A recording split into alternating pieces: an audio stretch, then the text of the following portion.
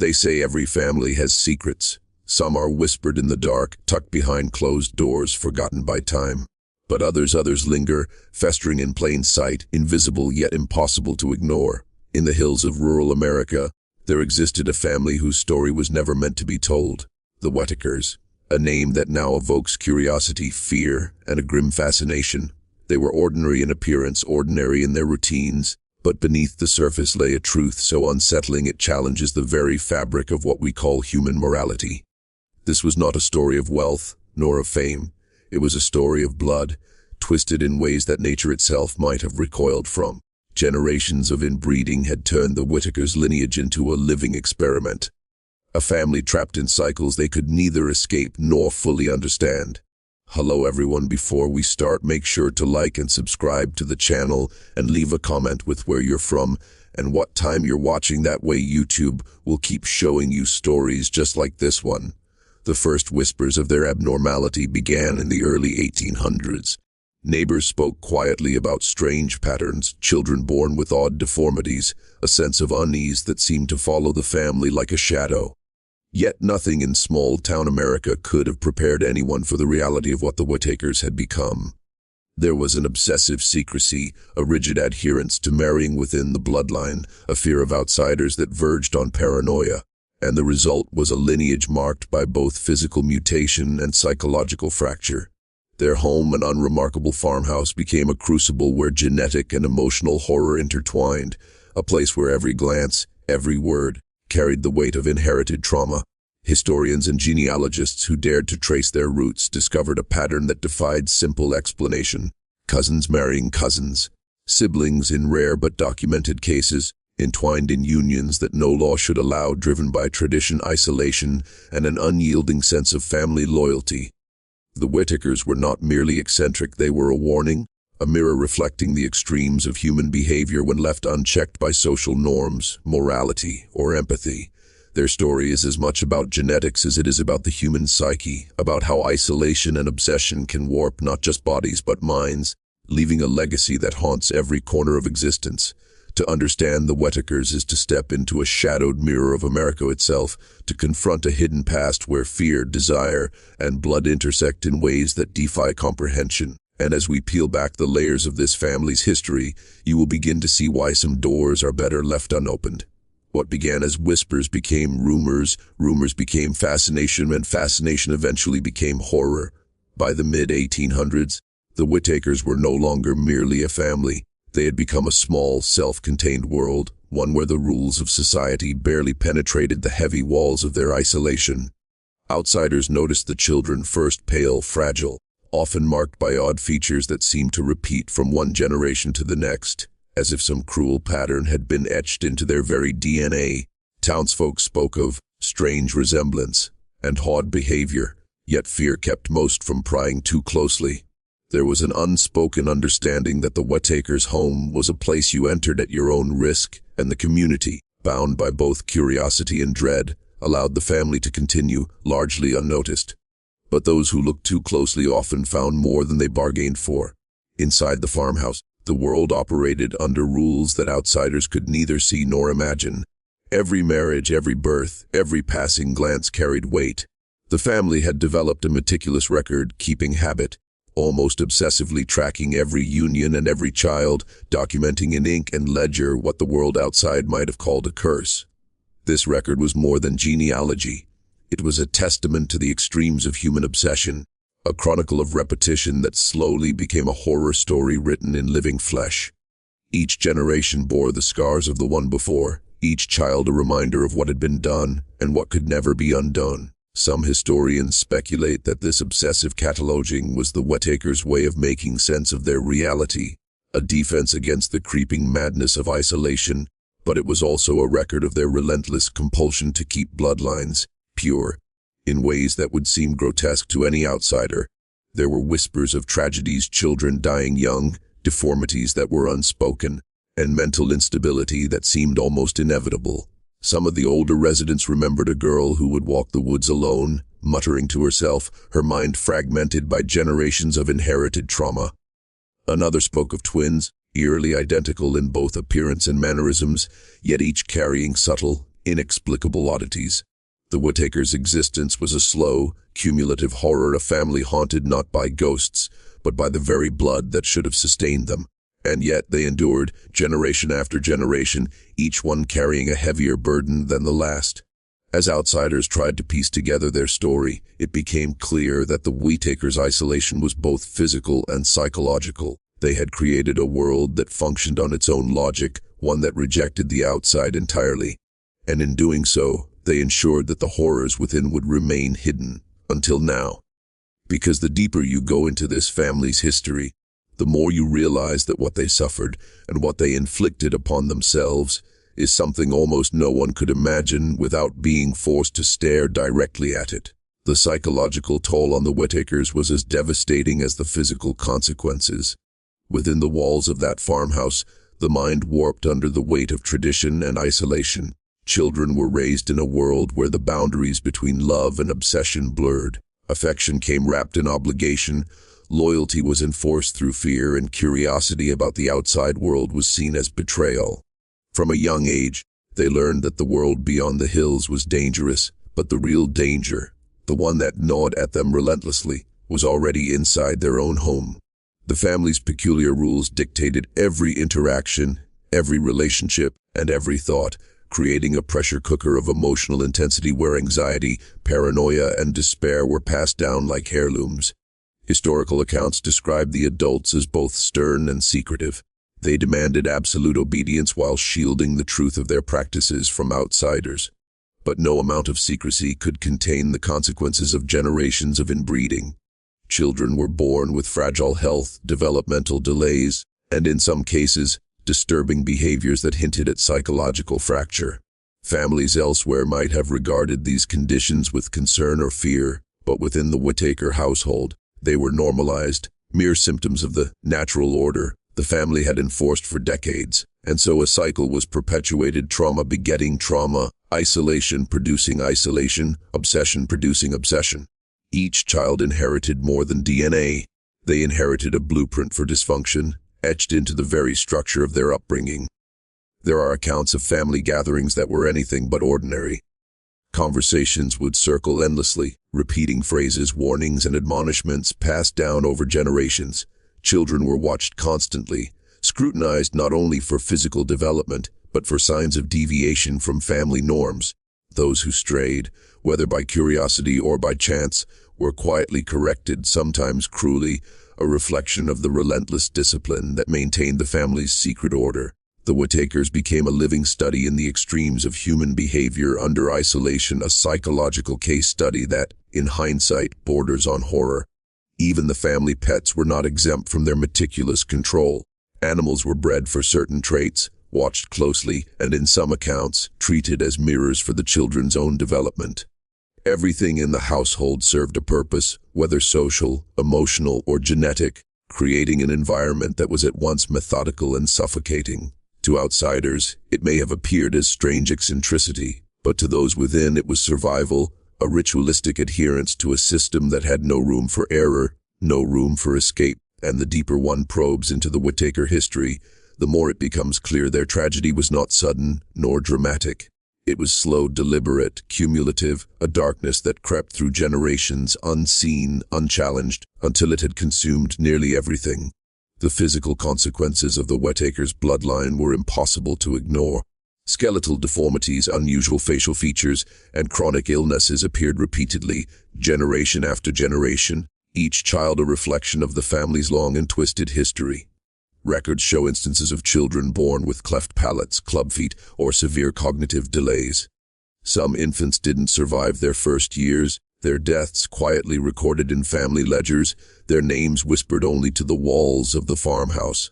And yet, for the Whitakers, these tragedies were not anomalies. They were proof that their world operated under its own unrelenting laws. Every birth was both a miracle and a test, every life a fragile continuation of a legacy that the outside world would never fully comprehend. Neighbors who dared to enter the Whitaker property spoke of a household steeped in an eerie stillness. Rooms were meticulously arranged, almost ritualistic, each item placed according to a logic that outsiders could not discern. Children were kept close, often forbidden from interacting with peers, their education limited to the narrow scope defined by the family's strict codes. And in the quiet moments, when no one else was watching, the psychological strain revealed itself. Children would rock back and forth for hours, murmur to themselves, or stare silently out windows for days, eyes vacant yet haunted. The isolation magnified every flaw, every oddity, every fracture in their developing minds. In many ways, the Whitakers became prisoners of their own obsession, trapped by their blood and by the rules that had governed them for centuries. The pattern of inbreeding was methodical. Cousins married cousins.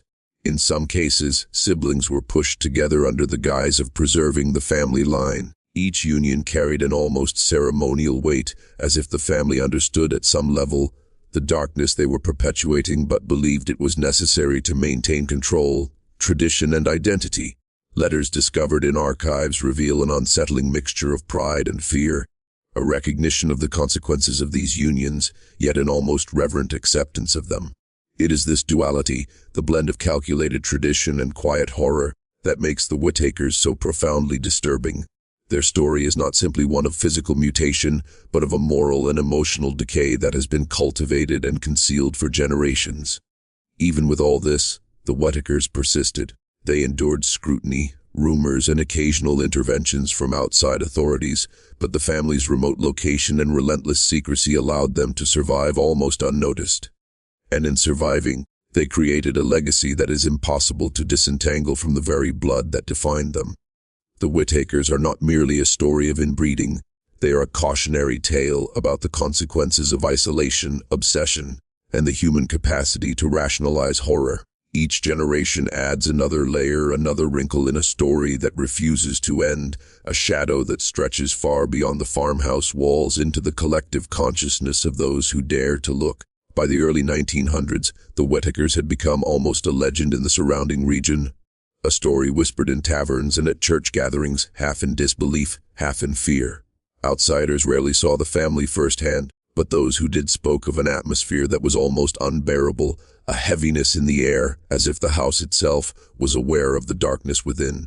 Children who wandered too close were warned away, neighbors dared not question, and the Whitakers' isolation became absolute.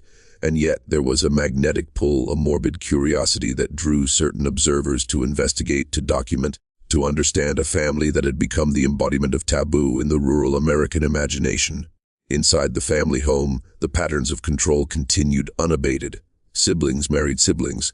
Cousins were paired deliberately. Every choice, from the simplest daily activity to the most intimate personal decision, was influenced by the obsession to preserve bloodlines. Those who tried to resist were shamed, punished, or quietly removed from the family record. Children grew up knowing that to step outside the rules was to risk more than punishment. It was to risk erasing oneself from the only world they had ever known. Psychologists studying family histories note that such environments produce a unique kind of trauma, a constant, low-grade horror, one that is rarely dramatic but always present, seeping into every thought, every dream, every memory. By now, it is impossible to separate the Whitakers' physical abnormalities from their psychological scars. A child born with fragile health also learned fear. A child who could not understand complex social interactions also learned shame. The cycle became self-perpetuating. Blood created deformity, deformity created isolation, isolation created obsession, and obsession in turn reinforced the rules of inbreeding. In many ways, the family's story is not just one of genetics, but of human behavior in its rawest, most unfiltered form, a study of what happens when fear and tradition outweigh morality and empathy. If you're still watching, you're already braver than most. Tell us in the comments. What would you have done if this was your bloodline? It is a question few are willing to ask themselves, but one that goes to the heart of the Whitaker legacy. To live within such constraints is unimaginable to most, and yet, generation after generation, they endured. And it is precisely this endurance, this stubborn survival in the face of compounding horrors, that makes their story so haunting. It is not just the physical deformities or the odd behaviors. It is the relentless psychological pressure, the unseen hand guiding every thought, every relationship, every life.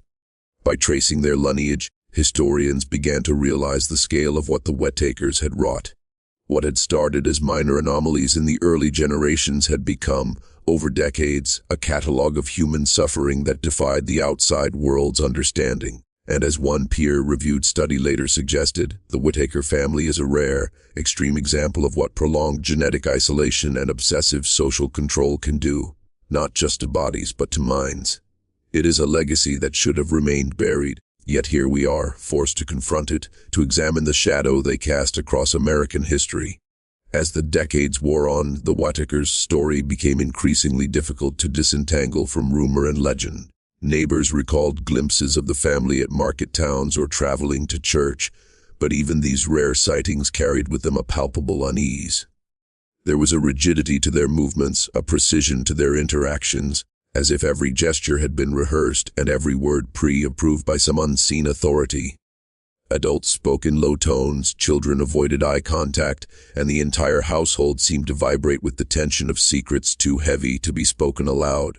The Whitakers were not simply isolated. They were sealed inside a psychological prison of their own construction, one that had been reinforced over generations until escape was no longer imaginable. Medical records and historical documents that survived paint a chilling portrait of the physical consequences of this isolation.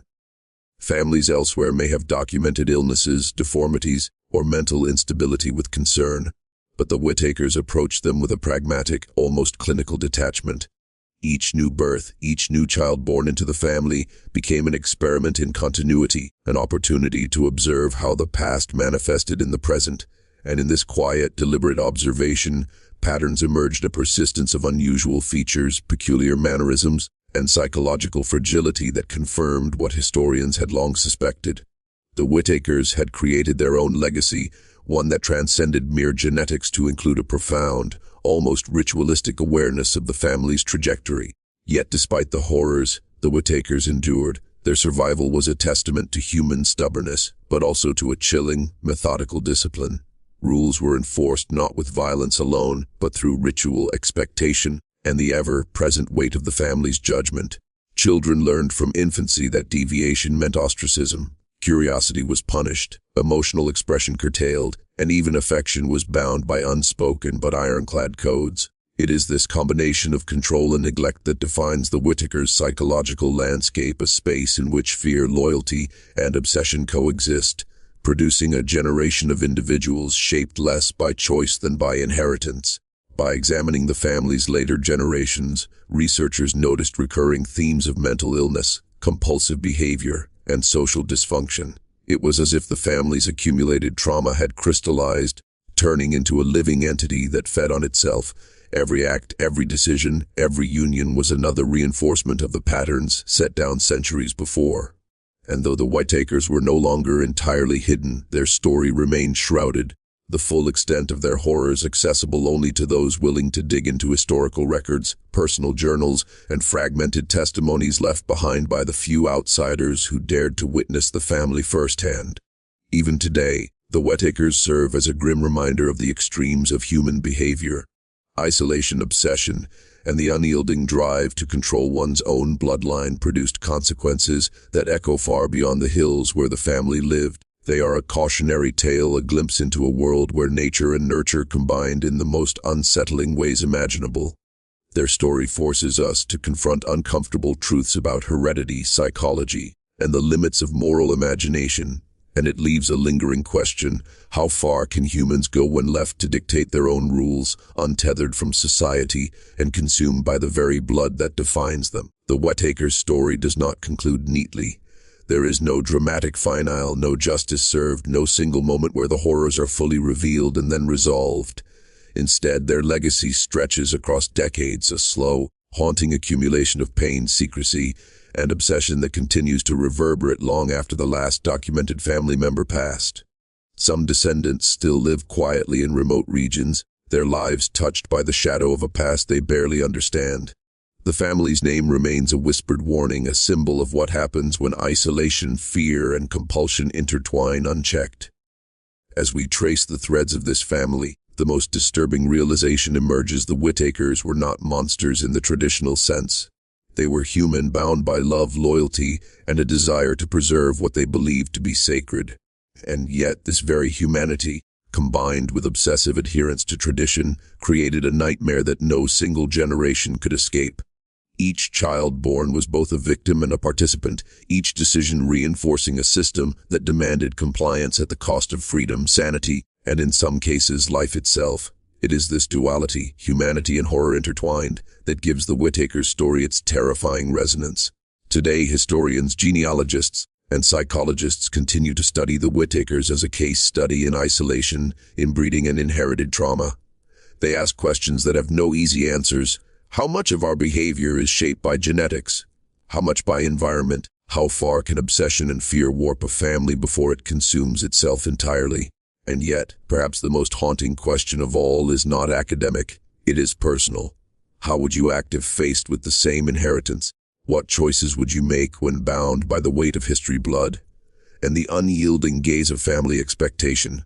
The Whitakers remind us that history is not only shaped by the great events we read about in textbooks, but also by the private, hidden worlds that exist just beyond our notice. Some truths are meant to remain buried, but occasionally, the past finds a way to reach us to remind us that human nature, left unchecked, can produce both resilience and horror in equal measure. Their story is a testament to the fragility of the mind, the consequences of obsession, and the indelible mark that blood can leave on generations. And so, as we close this chapter on the Whitakers, we are left with the echo of their legacy, a haunting, silent reminder that the darkest histories are often the ones that exist not in the headlines, but behind closed doors in the quiet corners of forgotten homes, and within the very families we think we know. Their story lingers because it cannot simply be contained. It exists in the air, in the records, in the imagination, forcing anyone who dares to look to confront a truth that is as compelling as it is horrifying. Some shadows are inherited, and some curses cannot be broken.